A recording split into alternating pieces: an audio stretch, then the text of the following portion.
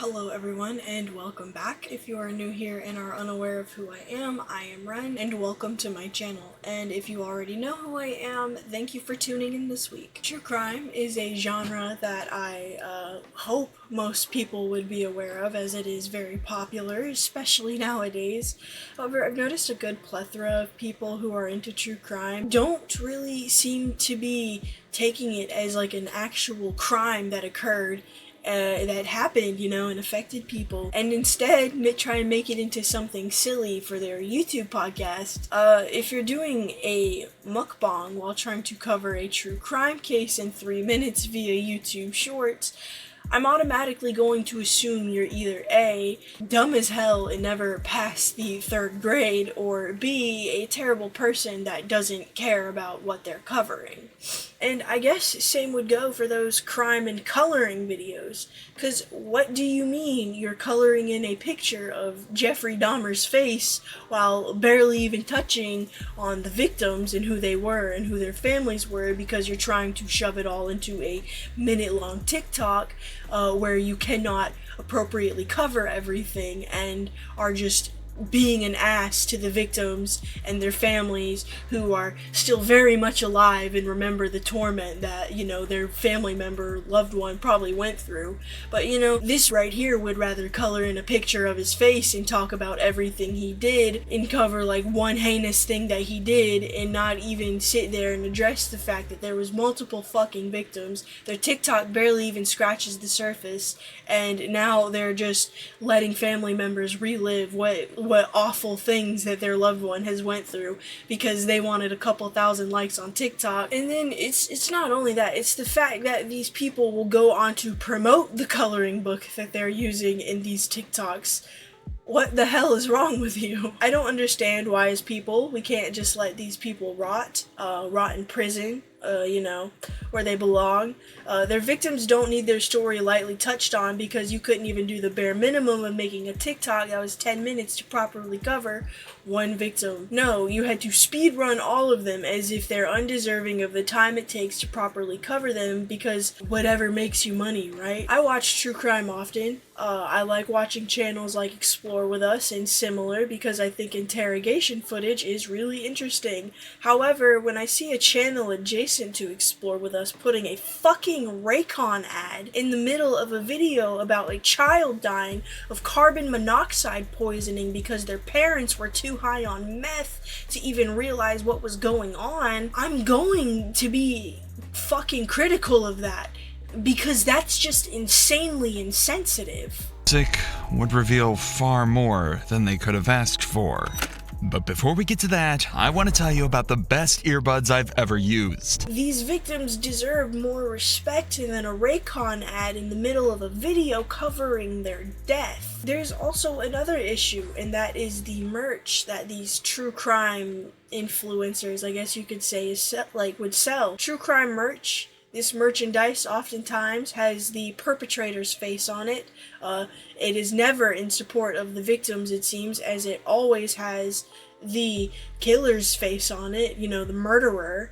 But, I guess whatever fucking sells to these guys, I don't know. And from what I've researched, none of the profits of these, like shirts or, any of this merchandise goes to victims, or people who are victimized by similar things yet survive. None of it goes to people like that. It always just goes straight into the creator's pocket. And that's fucking weird, right? It never goes to help anyone. It's just a shirt that they made to make $20. So not only are we making coloring books with murderers in it, we're also making shirts featuring their faces. At this point, it's more so glorifying the perpetrator rather than being in support of the victims and their families.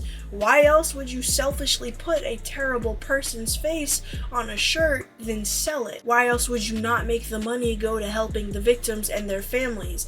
Because it's not in support of the victims or their families, it's in support of making the creator's wallet even fatter. Literally doing that would be like making a shirt that says, save the animals, but rather than putting a dog or something on it, you put a notorious animal abuser's face on the shirt. It makes no sense. It shows absolutely no efforts in, putting an end to animal cruelty, and it actually seems counterproductive to the cause that the shirt is supposed to be in support of. Literally just what's happening with this true crime merch that these people are selling. Why are you buying a shirt with Jeffrey Dahmer's face on it?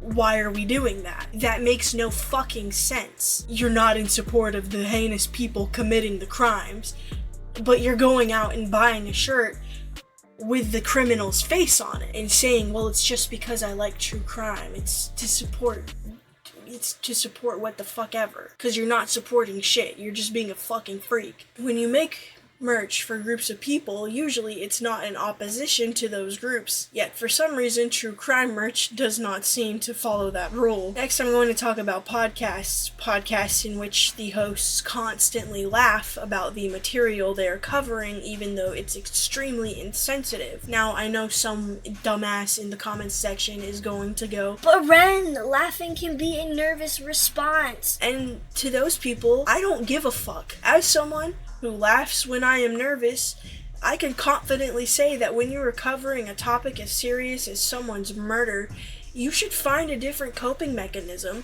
other than laughing. Especially on a podcast where 9 times out of 10 you're reading from a big script or notes. Probably hosted many episodes before and have no need to even be nervous at that point. When I first started YouTube, I was nervous, but now I don't care because I've made so many videos to the point that I'm used to it. I have adjusted. When I see you're on episode 30 of your true crime podcast and are still giggling while covering the crime, then I'm going to assume you don't care. You don't care about what you're covering at that point. It's insensitive. I don't care what the circumstances are. If you're giggling during covering a murder, you're automatically in the wrong. Social anxiety and nervousness does not excuse that level of insensitivity. Anyways, I'm sorry that it is a short rant this week. I got rather busy over the weekend. I actually am filming this on Sunday at 8 a.m. because this week it's been a lot. I do have a life outside of YouTube, unfortunately. I am still working on the Leslie Clark video, the big one that I was talking about last week. I really am hoping that it'll calm down this week, and that I'll be able to get it out, because I swear I'm working on it. And I moved everything around in my room. As you can probably see from the different background, I'm actually sitting in my closet because my setup is in my closet, and we're going to take the door off today. Then I'm going to hang some curtains up so that it'll be a nice solid colored background for everyone. So we'll see how it goes. Hopefully, as I said, Leslie Clark video will hopefully be out next Sunday on time, unlike this video, which is gonna be up on fucking Monday. It is what it is. Trying my best. Anyways, I think that's my rant for this week. Again, I'm sorry this video is late. I did unintentionally get busy this week. Anyways, thank you guys for watching. If you would like to support me and my channel, you can leave a comment and subscribe. And if you'd like to support me even further, you can become a channel member.